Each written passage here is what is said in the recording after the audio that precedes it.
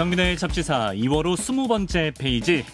닉네임 김모 씨 사용하는 구독자께서는 이분을 이렇게 평가했습니다. 똑똑해서 세상 모든 걸 알지만 하나가 무슨 뜻인지는 모르는 교수님이다. 하나만 더를 외치는 읍소형 게스트, 숭실사이버대 환경안전공학과 교수로도 활동하고 계신 곽지식 작가와 함께합니다. 어서 오세요. 안녕하세요, 곽지식입니다. 이제 뭔가 읍소를 안 해주시면 약간 서운할 지경이 된 거고. 스티브 잡스가 예. 신제품을 멋있게 발표할 때 네. 막판에 이제 One More Thing이라고 하면서 뭔가 새로운 걸 이렇게 보여주곤 했었죠. 그러네. 그때는 굉장히 멋있었는데 말의 의미 자체도 비슷하고 뭔가 하나 추가로 더 보여드린다는 건 비슷한데 그러네. 저의 하나만 더는 왜 이렇게 뭔가 좀 그런 애절하고 약간 그런 느낌인 것인지 그러네. 되돌아보게 되었습니다. 그렇습니다. 그 추가로 지난 에피소드 중에 나온 네. 이야기 하나만 좀 덧붙여서 말씀을 드리면 그 추가로 시작하자마자 하나만 더부터 시작하군요.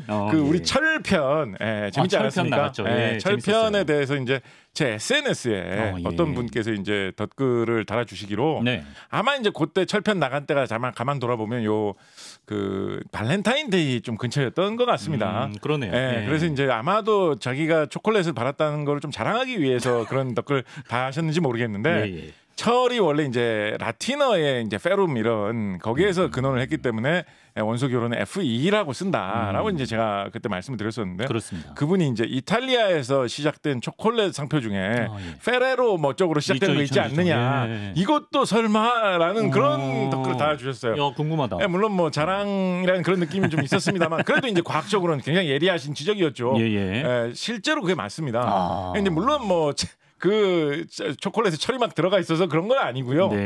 그 초콜릿을 만든 사람이 이제 성에서 따온 것인데 이탈리아 성 중에 페레로라는 성이 실제로 이제 철 뭐 이런 의미를 가지고 있거든요. 그래서 아마도 우리 철편에서 석탈의 이야기하면서 했듯이 그분의 어떤 조상이 철과 관련된 산업과 연결되어 있지 않았을까. 뭐 이런 추정을 해볼 수가 있겠죠. 그러니까 성이 페레로 씨가 됐겠죠. 참고로 이제 우리나라에서는 한국에서 제일 흔한 성씨가 뭐죠? 무슨 김씨가 제일 유명합니까? 김씨 중에서? 김해김인가? 김해김 씨가 제일 많거든요, 우리나라에서. 근데 김해김 씨가 왜 김씨성을 사용했느냐라는 역사적인 그런 추정 중에 어떤 추정이 좀 많이 유명한 편이냐면 우리 철편에서 하면서 고대에 지금부터 한 2000년 전쯤으로 거슬러 올라가면 한반도 남부 지역에서는 철 산업이 상당히 중요했고 철을 무슨 돈처럼 화폐로 사용했다 이런 이야기 많이 있지 않았습니까? 그래서 바로 그 철, 김씨라는 게 쇠금이잖아요. 그렇죠. 그래서 그 한반도 남부의 김해 지역에 철을 잘 다루거나 철 산업에서 성공한 사람이 조상으로 있었기 때문에 성을 쇠라는 뜻의 김씨로 쓰지 않았겠느냐라는 추정이 이제 많이 퍼져 있거든요. 근데 이제 이게 좀 묘한 게 이제 여기까지 이제 뭐 역사적인 추측이고요. 지금부터는 그냥 단순한 우연인데 우리가 이제 코발트 편하면서 이야기했던 먹는 김이 있지 않습니까? 먹는 김을 그걸 도대체 왜 김이라고 부르냐 생각하면 좀 이상하잖아요. 뭐 한 글자짜리 그런 식품이 있다는 것도 좀 특이한데 김 이상하잖아요. 좀. 근데 이제 그거에 대한 학설 중에 이제 많이 퍼져 있는 게 김여익이라고도 하고 딴 설도 있습니다만. 김씨성을 가지신 분이 김을 처음 이제 재배해가지고 조선 후기에 팔기 시작했기 때문에 그 김씨 아저씨가 팔던 거, 김씨 아저씨가 파는 그 맛있는 거 그렇게 말하다가 그냥 그 이름이 김이 됐다라는 그런 설이 있습니다. 당연히 이제 그분도 이제 쇠금자를 쓰는 그런 김씨 가문의 자손이었으니까 이름이 이제 김씨였겠죠. 그렇겠죠. 근데 그분이 그 김을 처음으로 재배한 곳이라고 전해 내려오는 장소가 지금의 전라남도 광양에 있거든요. 광양? 광양에 있거든요. 그래서 지금 그 자리에 가면서 이런 표시도 돼 있어요. 여기가 우리나라에서 처음으로 김을 재배한 장소인데 표시도 돼 있는데 근데 재밌는 게 뭐냐면 그 이제 당연히 김을 재배한 곳이니까 이제 바닷물에서 이제 김을 길르지 않았겠습니까? 그렇죠. 그런데 광양하면 제철소가 생겨 있기로 유명하죠. 그래서 거기에 제철소가 들어섰어요. 제철소 부지가 필요하니까 원래는 김 처음 길렀던 그 바다를 지금 육지로 그냥 다 메워버리고 거기가 제철소의 일부가 되어버렸거든요. 그래서 이제 그 지역 사람들이 그 지역에 이제 할아버지 할머니 이런 분들이 아이 참 묘하다고 하면서 얘기를 하죠. 김씨 아저씨가 김을 처음 길렀던 곳에서 지금은 그 쇠금자 김씨의 연유가 된 철을 생산하는 곳이 되었다. 거기에 처음에 용광로 고로 만들 때 거기에 지구상에서 가장 큰 고로를 세운다라고 했었거든요. 세계에서 철이 제일 많이 나는 곳입니다. 묘하게 김씨로 그렇게 이어지는 연원이 아직까지도 한반도 남부에서는 이어지고 있다. 이런 이야기 해볼 수가 있겠죠. 또 연결이 되네. 원소 오퍼너 타임인 주기율표를 들으면 이런 또 연결고리가 보입니다. 하지만 오늘은 잠깐 원소를 한 주 쉬어가고요. 모레가 이제 3.1 만세운동이 일어난 지 105주년 되는 3.1절인데요. 예전에 그 곽재식 작가와 저희가 과학자 시리즈를 잠깐 했던 적이 있는데 내용은 굉장히 훌륭했으나 네. 약간 좀 흥행이 저조했고 아하. 잠깐 좀 중단된 상태였는데 그래서 모처럼 이제 과학자 인물에 대한 이야기를 한번 해볼까 합니다. 우리도 의외로 흥행 이런 것도 좀 따지는군요. 따지죠. 저희 뭐 네. 손가락 빨고 있나요? 네네. 예. 네. 바로 독립운동에 참여한 과학자 3분을 뽑아서 우리가 기려볼까 하는데 작가님 3분 골라오셨나요? 활동한 시기, 활동의 어떤 절정기에 이르렀던 시기를 중심으로 이제 꼽아 보려고 하는데요. 네네. 뭐 굉장히 많이 알려진 분 서재필 선생부터 시작을 해가지고 예. 뭐 그보다 조금 덜 알려졌지만 그래도 또 많이 알려진 이상설 선생 예. 그리고 김용관 선생이라는 분까지 어떻게 보면 시대 순으로 차례로 좀 짚어보려고 합니다. 좋습니다. 이 3분 그럼 먼저 가장 익숙한 좀 서재필 박사님부터 만나보겠습니다. 서재필 박사하면 일단 독립신문 발행한 걸로 가장 좀 알려져 있는 것 같아요. 그렇습니다. 뭐 이름이 제일 많이 등장하기로 따지면 이분이 독립신문에서 사설을 굉장히 많이 쓰셨기 때문에 이름이 거기에 제일 많이 나오고 기록도 그쪽 기록이 제일 풍부해가지고 독립신문 그리고 독립신문과 연결되어 있는 뭐 독립협회 그리고 이제 우리 서대문에 가면 건설되어 있는 독립문 뭐 이런 거하고 다 연결고리가 있는 그 단체 독립신문을 발행을 할 때 중추적인 역할을 했던 인물로 뭐 가장 친근하게 많은 자료를 살펴볼 수 있는 인물입니다. 네. 이분이 왜 과학자냐? 사실 이분은 과학을 하려고 해서 과학을 했던 인물이라고 보기는 좀 어렵습니다. 사실 이분은 조선시대에 과거 공부를 열심히 해가지고 조선시대에 그런 벼슬을 산 사람, 그런 사람으로 어려서부터 성공한 사람이었거든요. 근데 이제 이분이 이제 열심히 그렇게 촉망받는 뛰어난 젊은 뭐 급제자 이런 사람으로 이름을 드날리면서 네네. 20대 초반에 이렇게 잘 성장하고 있을 무렵에 우리나라에서 이제 소위 말하는 이제 개화파와 뭐 수구파의 대립 뭐 이런 식으로 말하는 그런 일들이 좀 있었죠. 외부에서 뭐 개화된 문물, 유럽에서 발달된 과학 기술, 새롭게 바뀌어가는 정치 체제 이런 게 막 들어오는데 일본은 그거를 빨리 받아들여서 굉장히 부강한 강대국이 되지 않았느냐. 우리나라도 그렇게 해야 된다라는 주장을 강경하게 하는 개화파가 있었고 무슨 소리냐. 외세의 침입에 빌미가 될 뿐이다. 우리의 원래 전통적인 정신을 굳건하게 지켜야 된다라고 하는 말하자면 뭐 대원군 이런 분들의 세력으로 요약이 되는 그런 파벌 간의 대립이 있었는데 그 중에서도 이제 괴화파들이 중심이 되어가지고 뭐 제일 잘 알려진 인물은 뭐 삼일천하로 유명한 김옥균 뭐 이런 분들이죠. 그런 분들이 중심이 돼가지고 이거 도저히 이래가지고는 뭐 우리나라를 개화로 이끌 수 없겠다. 우리가 한번 혁명을 일으켜가지고 나라를 한번 확 뒤엎어가지고 세상을 장악해야 되겠다라고 해가지고 우체국에서 파티 행사를 하는 데다가 폭탄을 한번 던지면서 확 쿠데타를 일으켜가지고 세상을 뒤집어서 우리가 나라를 차지해 보겠다라고 하는 갑신정변이라는 사건이 있었죠. 3일 만에 뭐 실패해가지고 흔히 이제 3.1천하라고 합니다만 그 갑신정변에 가담했던 젊은 벼슬 높이 산 사람, 젊은 공무원이 바로 서재필이었습니다. 만약에 갑신정변에 성공을 했다면 어떤 혁명을 이끈 혁명투사로 역사에 길이길이 이름에 남는 아주 대단한 인물로 되면서 뭐 성공한 사람으로 이 길이길이 기억이 되었겠습니다만 갑신정변이 3일 만에 실패하지 않았습니까? 그래서 졸전이 이제 역적이 됩니다. 그래서 이제 다 도망치고 일본으로 일단 도망쳤는데 왜냐하면 이제 일본처럼 우리도 개화를 해보자라고 하면서 일으킨 운동이었기 때문에 일본에서 많이 도와줄 줄 알았거든요. 그런데 이제 실패를 했기 때문에 일본으로 도망쳤는데 막상 일본에 가 보니까 끈떨어진 연이지 않습니까? 그래서 별 뭐 대접도 없고 그래서 거기서 뭐 일본에서 그래도 어떻게든지 버티려는 사람도 있었고 중국으로 도망간 사람도 있었고 뭐 그랬는데 서재필은 기왕에 도망가는 거 좀 더 멀리 도망가자라고 해서 이제 미국까지 도망을 갑니다. 미국까지 도망을 갔는데 이 사람이 무슨 미국하고 무슨 큰 끈이 있어서 미국으로 도망간 게 아니었거든요. 미국이랑 끈이 끼가. 그래서 이제 배 타고 그냥 샌프란시스코로 도망가가지고 거기서 그냥 막노동하면서 살았고요. 그래요. 그리고 그러니까 조선에서는 뭐 엄청난 인재고 총만 받는 벼슬을 높게 산 사람이었기 때문에 가문이 굉장히 이제 크게 발달한 좋은 집안의 그런 자손이었는데. 역적으로 몰렸기 때문에 자기 집안에 있는 사람들은 다 옛날에 연좌제가 있지 않았습니까?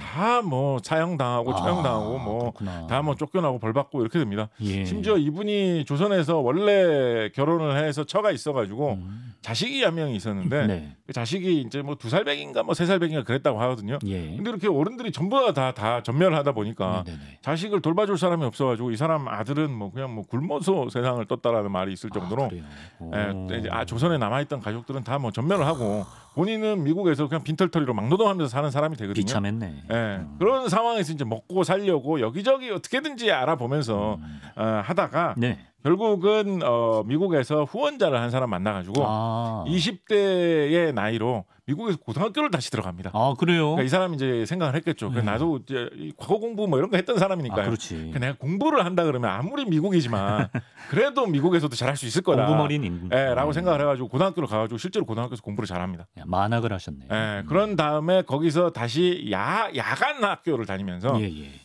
의사가 되기 위해서 공부를 해가지고 어떻게 보면 먹고 살기 위해서 살아남기 위해서 이제 의료인의 길을 의사가 되기 위한 길을 걸으셨는데요.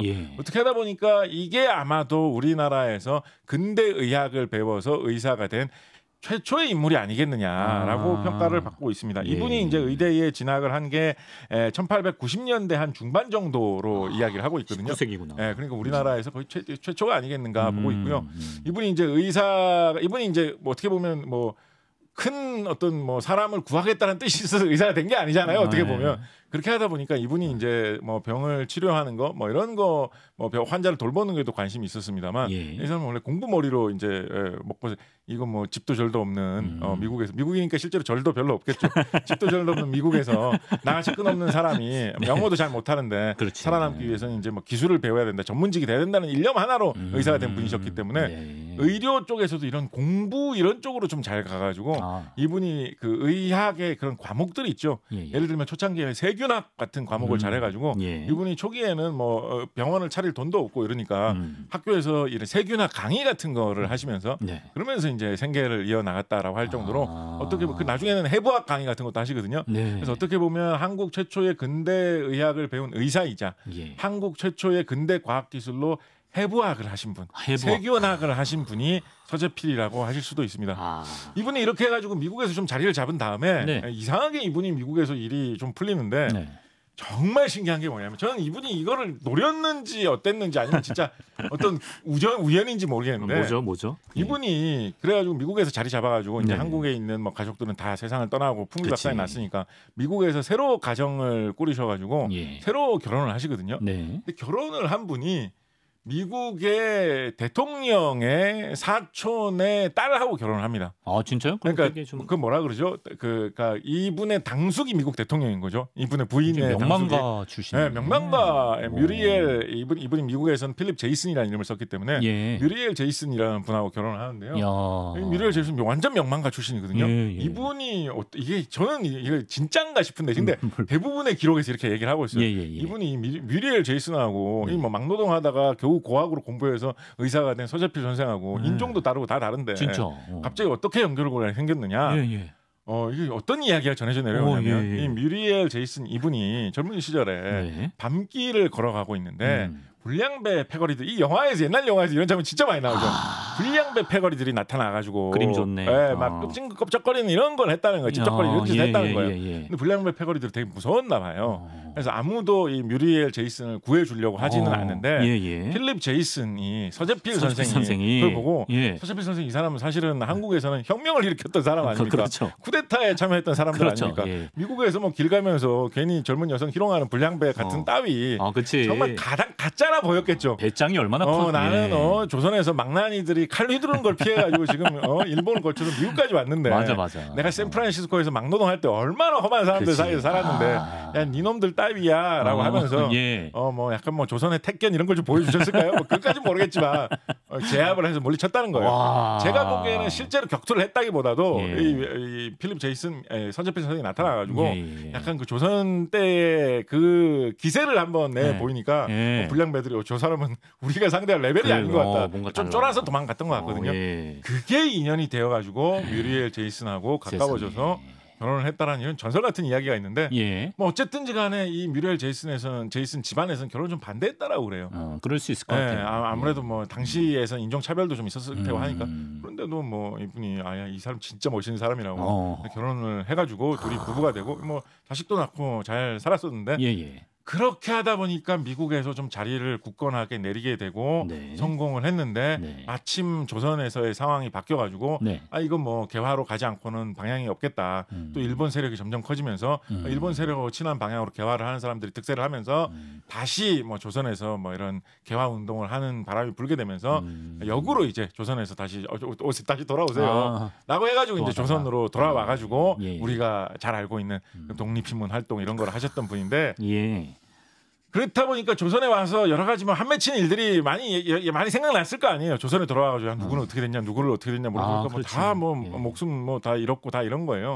이분은 뭐 역시 전설 같은 이야기이긴 한데 네. 이분이 미국에서 이제 시민권 따고 조선으로 오신 거거든요. 예. 그렇다 보니까 조선에서는 아예 미국 사람 행세를 했다라는 얘기가 있습니다. 어떻게? 웬만한 자리에서는 이분 한국말 잘하셨거든요. 당연한 이야기지만 그리고 나이가 들어서까지 한국말 유창하게 잘하셨거든요. 과거급제를 하셨는데. 그런데 일부러 조선에서는 한국말로 대화를 잘 안 하고 연설을 하라 그러면 영어로 연설하고 당신 누구요? 이러면 예 제가 서재필입니다.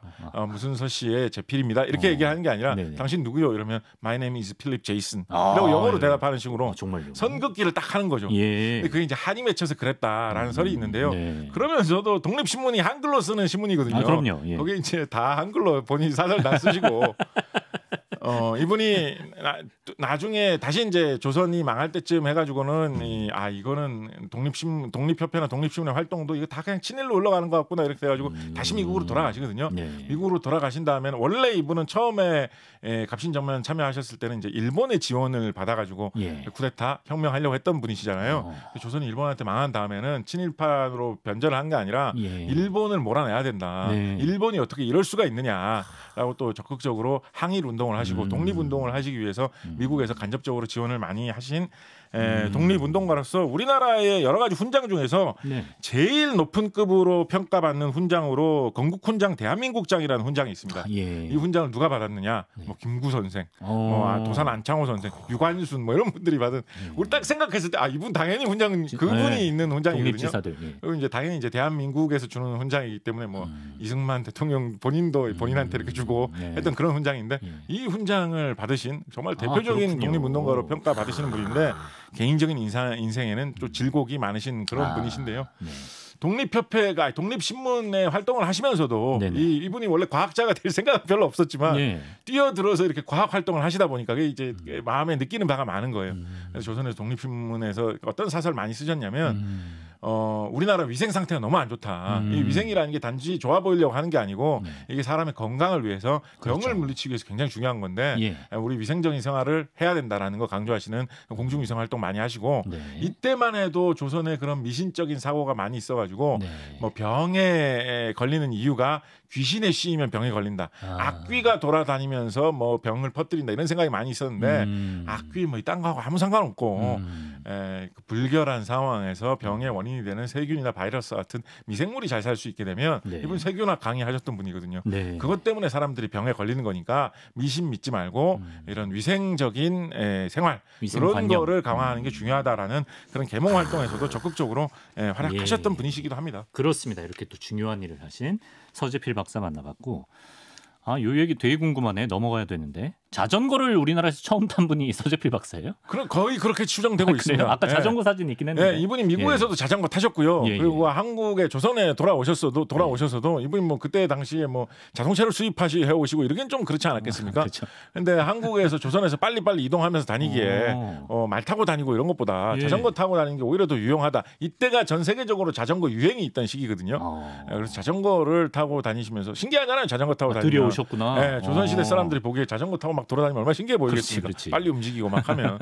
그래서 자전거를 이분이 타고 다니셨고 주변에 뭐 윤치호나 이런 다른 명망가들이 그걸 보고 나도 좀 타고 다니고 싶다라고 해가지고 자전거가 우리나라에 처음 뿌리 내린데 일조한 인물이시기도 합니다. 엄복동 선수보다도 뭐 한 수십 년 먼저 타신 것 같습니다. 자, 독립운동을 이끈 과학자 만나보고 있는데요. 이번에는 헤이그 특사로 유명한 분이죠. 이상설 선생에 대해 알아보겠습니다.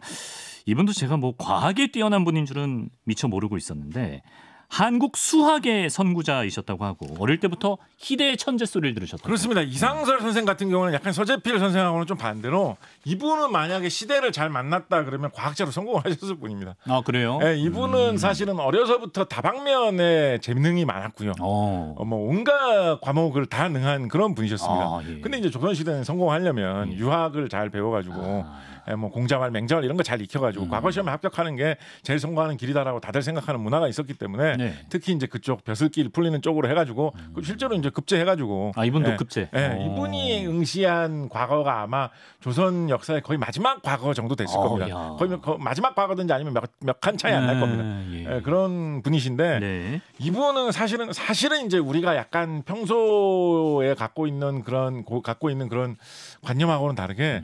조선 시대에도 다른 과학 분야하고는 좀 다르게 수학은 조금 많은 진지한 관심을 높은 분들도 꽤나 많이 갖고 있었거든요. 아 수학을요? 네, 물론 뭐 공자말, 맹자말 하는 그런 성리학과 동급으로 간주된 건 아니지만 성리학이 최고의 어떤 학문이고. 수학이 그 다음 정도 그 다음 내지는 다다음 정도 되지 않을까? 등한시되지 않았구나. 정도의 관념은 있었습니다. 이게 어떤 실용적인 것 때문에 관심이 있었다기보다도 어떤 철학적인 차원에서 그러니까 약간 어떻게 보면 좀 신비주의적인 것이고 어떻게 보면 좀 뭐랄까요, 좀 주술적인 거라고도 볼 수가 있는데 우리가 뭐 그런 말 흔히 하지 않습니까? 아 오늘은 운수가 좋다. 오늘의 운수가 어떤지 한번 보자. 난 재수가 좋다. 이런 얘기 하지 않습니까? 그 재수, 운수 할 때 그 숫자가 수학이라는 그 숫자거든요. 그러네. 그래서 옛날 사람들은 무슨 뭐 이런 사주팔자 이런 거 따지는 뭐 이런 거 할 때도 뭐 너는 몇 년생이고 몇 월생이니까 그러네요. 뭐 갑을병정 따지면 뭐 어떻게 되고 계산을 할 일이 많지 않습니까? 그래서 그대로부터 중국 사람들은 이런 수를 어떻게 잘 따지면 그게 무슨 어떤 운명과 관련이 있고 마법수 세상이 돌아가는 어떤 이치와 관련이 있고 이런 관념이 있었습니다. 그게 이제 조선으로도 전례가 되다 보니까 이게 성리학 같이 고상한 건 아니지만 뭔가 예로부터 사람들이 신비롭게 뭔가 운수를 따지고 할 때 이 수라는 게 굉장히 중요했다라는 관념이 많이 퍼져 있어가지고 의외로 조선시대에 이런 똑똑하다고 주위에서 칭송받는 사람들 중에 수학에 전념했던 사람들이 꽤나 있습니다. 예를 들면 그러니까 조선시대에 무슨 영의정 무슨 참판 정승 참판서 이런 거 했던 분들 중에 의외로 수학자라고 할 만큼 수학을 진지하게 굉장히 깊이 파는 사람들 많이 있습니다. 대표적으로 17세기 활동했던 최석정 이런 분은 이분은 영의정으로 굉장히 오래 활동하셨던 분이거든요. 영의정이면 벼슬 중에서 제일 높은 벼슬이잖아요. 그렇죠. 대통령 이런 거지 않습니까? 근데 이분이 사실은 지금 역사를 거슬러 올라보면 수학자로서의 공적이 그 이상이 아니냐라고 보는 이런 분이시군요. 방정식 풀이 방법 이런 거 되게 엄청 깊이 연구하셨거든요. 방정식을 풀었어요. 지금 고등학생이 봐도 이해가 안 될 정도의 그 수준을 초과할 정도의 굉장히 그러니까 대학생 수준 정도 수학과 대학생 정도 되면 이런 거 있지라고 할 정도의 방정식 풀이 방법 이런 거 연구하셨거든요. 그런데 그런 분인데 사실은 영의정이고 요즘 우리나라 대통령이나 국무총리가 수학자인데 정치를 잘해가지고 대통령이나 국무총리가 대한민국에도 그런 사람 잘 없잖아요. 그렇죠. 조선시대에 나름대로 그런 수학은 좀 전통이 있었어요. 사실은 이상설 이분도 약간 그쪽 계통이었습니다. 아 그래요? 이분이 쓴 책 중에 유명한 책으로 수리라고 하는 책이 있습니다. 수리.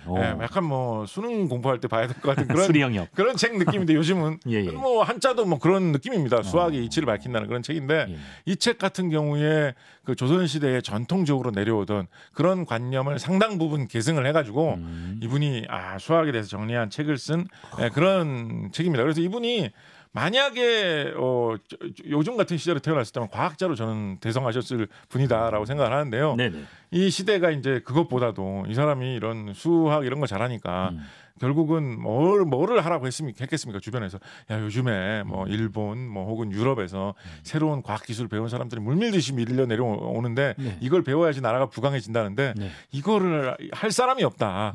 니 똑똑하고 수학에 관심 많았다고 하니까 네가 이걸 해라. 라고 이분한테 막 시킨 거예요. 그래서 이상설 이 부분이 오랫동안 어떤 자리에 있었냐면 조선 시대에 이제 학생들을 기르는 기관으로 성균관 이런 게 유명했죠. 그렇죠. 성균관이라든가 그 성균관과 같은 급의 그런 학생들을 가르치는 그런 기관에서 일하는 그런 일을 많이 했었습니다. 수학 선생님? 말하자면 수학 선생님인데 그걸 좀 초월해서 이제 수학의 커리큘럼을 만들어라 네가. 약간 이런 역할을 했었던 거죠. 예. 근데 이분이 저는 뭐 환경안전공학과에 저희 그 숭실사이버대에서 한과를 건사하는데도 진짜 온 힘을 다하기에도 부족하지만 이분은 뭐 다 시키는 거예요. 네가 똑똑한 니만 그 말 사람이 없다. 그래서 물리학, 화학, 뭐 생물학 뭐 다 해라라고 해서 이분이 뭐 딱 치는 대로 다 하고 그러다 보니까 이분이 뭘 해야 되겠습니까? 외국에서 나온 교재를 분석을 해야 되니까 외국어를 알아야 되잖아요. 그래서 뭐 일본어, 영어, 독일어, 뭐 프랑스어 뭐 딱 치는 대로 다 했다라는 그런 이야기가 있습니다. 외국어도 네, 그렇게 하다 보니까 이 사람이 외국어의 달인이 된 거예요. 그래서 이상설 이분은 이름을 혹시 기억하시는 분은 이제 헤이그 밀사 사건으로 맞아요. 많이 기억을 하실 거예요. 이준 열사, 이상선 열사 이분이 우리나라가 일본에서 외교권을 박탈해 간 다음에 이건 너무 억울하다라고 해가지고 네덜란드의 헤이그에서 열리는 만국 평화회의란 회의에 외교관을 대한제국 이름으로 파견을 해가지고 우리가 아직 우리 일본이 강제로 뺏어간 것뿐이지 우리도 독립국이다라고 이야기를 하기 위해서 되게 노력을 했다. 고종이 뭐 밀사를 그렇게 파견했는데 그거를 보고 일본에서 수가 틀려가지고 뭐 고종을 몰아내고 아예 뭐 조선을 멸망시키기로 결심했다. 뭐 이런 식의 이야기로 흔히 이어지도록 하죠. 그래서 이상설 이분이 가는데 이상설 같은 경우에는 사실은 이분은 수학 이런 거에 재능이 있으셨던 분인데 교재 연구를 하다 보니까 프랑스어, 영어, 독일어를 잘하게 돼가지고 프랑스어 우리나라에서 잘하는 사람 누가 있어? 상설이 너밖에 없지 않냐? 라고 해서 이제 프랑스까지 가신 거예요. 실제로 이분이 그래서 프랑스에 가가지고 원래 이분은 수학 뭐 잘하시는 분인데 유창한 프랑스어로 대한제국, 코리아 독립시켜야 된다고. 그 회화로 이어지기 쉽지 않은데 진짜 천재네. 뭐 보고 읽으신 거죠 사실은.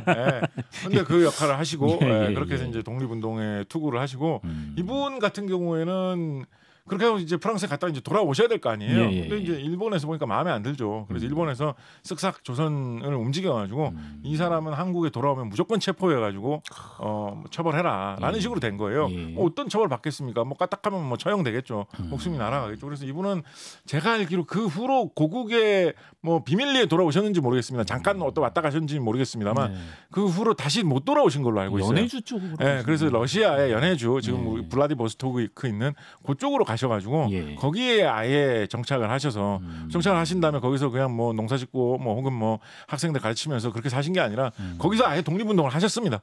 그래서 거기서 독립운동가를 기르시고 야, 우리가 군대를 키워가지고 아예 쳐들어가야 되지 않겠냐라고 해서 뭐 그런 준비도 하시고 임시정부를 좀 차려야 되지 않겠느냐 이런 활동도 연해주 러시아를 근거로 열심히 하시다가 결국은 일제 강점기의 중반에 작고하신 그런 대표적인 과학자 출신의 독립운동가라고 할 수가 있겠습니다. 그 외교 업적뿐만 아니라 이런 부분도 기억을 해야 될 것 같습니다. 정말 뭐 몇십 년에 한번 나올까 말까한 인재가 아니셨나 싶고요.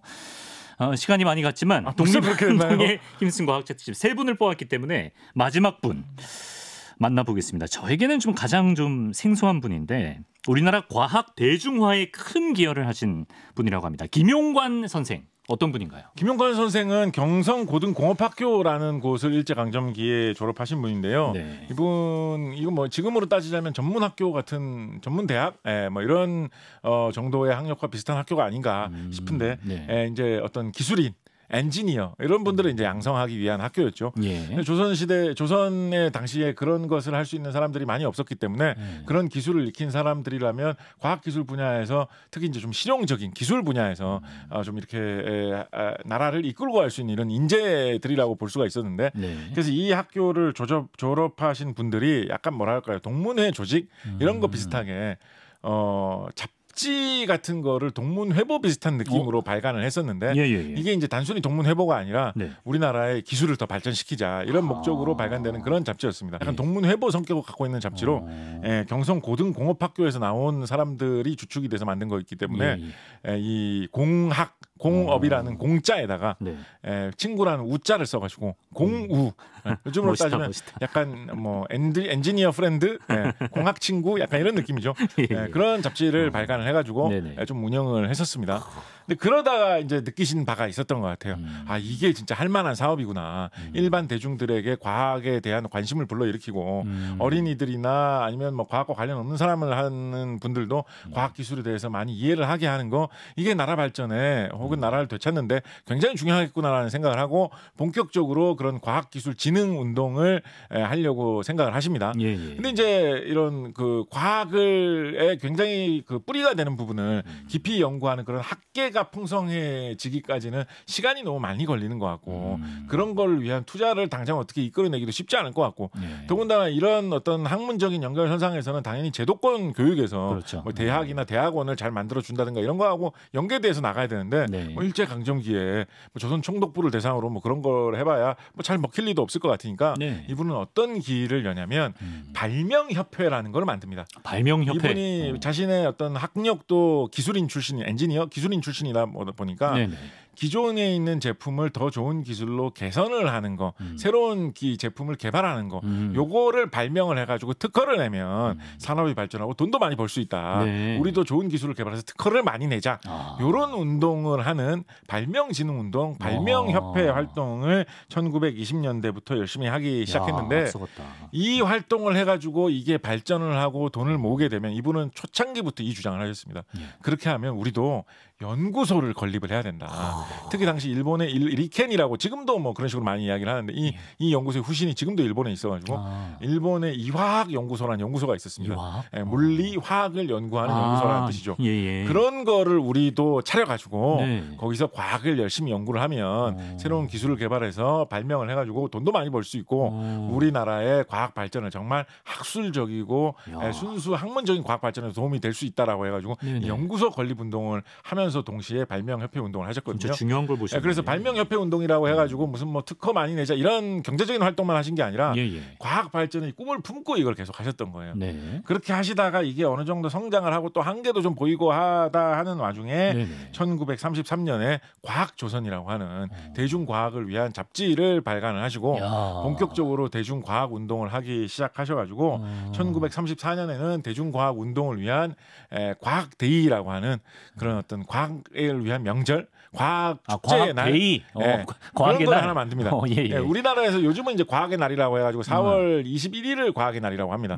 그때 이제 과학 관련된 정부 부처가 그때 생겼다고 해가지고 과학의 날이라고 하는데 이때 당시에 처음에 생겼던 과학데이는 그거보다 이틀 앞선 요거 좀 맞춰서 좀 통일하지 왜 못 맞췄는지 모르겠어요. 처음으로 우리나라에 생겼던 과학데이는 4월 19일이 과학데이였습니다.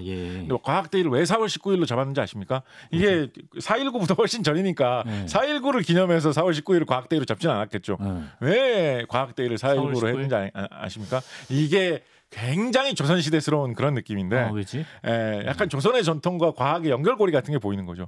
4월 19일이 위대한 어떤 생물학자, 어떤 근대 생물학의 결정적인 전환을 가져온 인물이라고 불리우는 찰스 다윈의 제삿날입니다. 기일입니다. 기일. 다윈의 생일도 아니고 찰스 다윈의 제삿날입니다. 근데 마침 1934년이 찰스 다윈 제삿날 50주년인가 그랬거든요. 그래서 그거를 딴 나라에서도 기념하는 그런 분위기가 좀 있었습니다. 그러니까 이제 이 김용관 선생이 딱 생각을 하신 거죠. 이거 조선에서 태어난 사람들에게 굉장히 위대한 사람이 있는데 그 사람의 제삿날을 기념해가지고 뭘 하자라고 하면 그게 더 먹힌다. 분명히 이거 그렇게 위대한 사람이 있다면 내가 뭐 향사르고 절이라도 하면 해야지 이런 분위기로 딱 된다. 라고 생각을 해가지고 이런 나라가 세상에 별로 없어요. 무슨 과학을 기념하는 날이 무슨 위대한 과학자의 제삿날인 나라가 별로 없는데 제삿날이라고 하니까 되게 김용관 선생이 요게 된다라고 생각을 해가지고 실제로 과학대회가 상당한 성공을 거뒀습니다. 어떤 퍼레이드 뭐 이런 것도 많이 하고요. 요즘 뭐 지금 이때보다 훨씬 더 과학에 대한 관심도 높고 발전하는 시대라고 하지만 뭐 과학의 날이라고 해가지고 그걸 축제를 보러 서울 시민들이 뭐 어떤 뭐 날씨 좋다고 해가지고 뭐 길거리에서 과학과 관련된 어떤 퍼레이드를 본다. 뭐 자동차 퍼레이드도 이런 거는 잘 없었잖아요. 근데 이 시대 때는 과학데이가 되면 참여하는 사람들이 많아가지고 자 이때 당시에 이제 유명한 과학 기술이라고 하면 뭐 자동차 뭐 이런 게 첨단 기술이었거든요. 요즘에 약간 우주선 이런 느낌으로 그렇다 보니까 과학 자동차들을 많이 끌어모아가지고 지금은 뭐 교통체증이 일어나는 게 뭐 당연한 일이지만 저 때는 교통체증이 일어날 정도로 과학 자동차들이 쫙 한번 밀려가는 이런 모습 보여주면 이게 바로 50년 후에 미래에 펼쳐질 풍경이라고 그런 식으로 하면서 뭐 플래카드 하나씩 이렇게 해가지고 막 지나가면 굉장히 구경거리 사람들이 볼거리였거든요. 엑스포 같다. 그래서 굉장히 뜨거운 그런 행사로 사람들에게 과학과 관련된 관심을 많이 끌었던 어떻게 보면 지금까지도 영향이 많이 끼치면서 내려오고 있는 그런 행사였고요. 네. 과학조선 같은 잡지에서 우리 얼마 전에 우리 썬킴 선생님께서 연에 대해서 이야기를 하시면서 예. 뭐 조선시대 연이 뭐 하늘을 날아다녀가지고 그 사람이 타고 다닌 것도 있어서 뭐 비행기의 원조로 볼 수 있지 않냐 이런 이야기가 내려오고 있다는 걸 설명해 주시지 않았습니까? 예. 그런 이야기가 대중들에게 최초로 알려지게 된 계기가 이 과학조선과 이 과학대의 이 김용관 선생님의 활동을 통해서 그때 당시 대중들에게 처음 퍼져나가기 시작했던 거였거든요. 그거를 가지고 이제 우리는 아직까지 울거먹고 있는 거죠. 어떻게 보면. 그러네. 우리 썬킴 선생님 아이템 없는데 뭘로 할까요? 라고 하면 비거 합시다. 비거. 김용관 선생님과 그 친구들이 발굴해내는 아이템으로 아직도 라디오 방송에서 활용할 수 있을 정도의 그 아이템을 100년 전에 이렇게 발굴해 놓으신 거거든요. 정말 활발하게 활동을 하셨는데 이게 이제 명목상으로는 정치단체가 아니라 과학단체, 발명단체지 않습니까? 그렇죠. 그렇다 보니까 이게 독립운동을 조선민족의 각성을 촉구하고 사실은 독립운동을 하기 위해서 이 단체를 또 많이 활용하기도 했었거든요. 예를 들면 과학조선 같은 데 잡지니까 광고가 실릴 거 아니에요. 그렇죠. 잡지 광고 중에 보면 뭐 희대 뭐 세간의 유명한 베스트셀러 이러면서 책 광고 나와 있는데 책 광고가 뭐 안중근 정기 막 이런 거 실려 있거든요. 탄압을 피해가지고 슬쩍 이렇게 그런 걸 많이 했어요. 그렇다 보니까 이제 일제에서 요거를 안 좋게 봤어요. 그래가지고 김용관 선생 같은 경우에는 1938년이었던가 검거되셔가지고 옥살이도 하시고요. 이제 일제에서 이제 친일파라든가 이런 친일 활동을 할 사람들을 계속 이제 지원해가지고 과학협회, 발명협회 이쪽으로 다 보내버린 거죠. 그래서 이제 30년대 후반부터는 독립운동을 위한 이런 과학 대중화 활동이 좀 무색해져가지고 그냥 친일을 위한 과학 대중화 활동 봐라 이것도 우리가 일본을 배워야 된다 이런 쪽으로 너무 기울어져가지고 후대에는 좀 이렇게 좀 유명무실해지고 김용관 선생은 이제 낙향하시고 뭐 지방으로 가셔가지고 과학 선생님으로 일하시면서 그래도 꺾였지만 내가 서울에서 활동하다 꺾였지만 그래도 나는 과학 후진 양성을 하겠다라고 선생님으로 활동을 하시면서 끝까지 과학과 관련된 활동을 열심히 하신 분이 김용관 선생이시기도 하십니다. 그러죠. 아주 근래에 들어서 2020년에는 이제 과학기술 유공자로도 선정이 되시고 이제 전에 이제 광복절 경축사에서 최근에 언급된 독립운동가 6인 중 한 명으로도 꼽혔던 잡지랑도 연관이 깊은 또 잡지사 구독자라면 또 더 기억할 필요가 있는 그런 독립운동가이자 과학자가 아니셨나 싶습니다. 자, 이렇게 근대 첫 의사과학자 서재필 박사, 근대 수학교육의 아버지 이상설 선생, 또 과학 대중화에 앞장선 김용관 선생까지 3.1절을 이틀 앞두고 잊어서는 안 될 세 분의 이름을 만나봤습니다. 독립운동에 힘쓴 과학자 소개해 주신 곽재식 작가님 오늘도 말씀 고맙습니다. 감사합니다.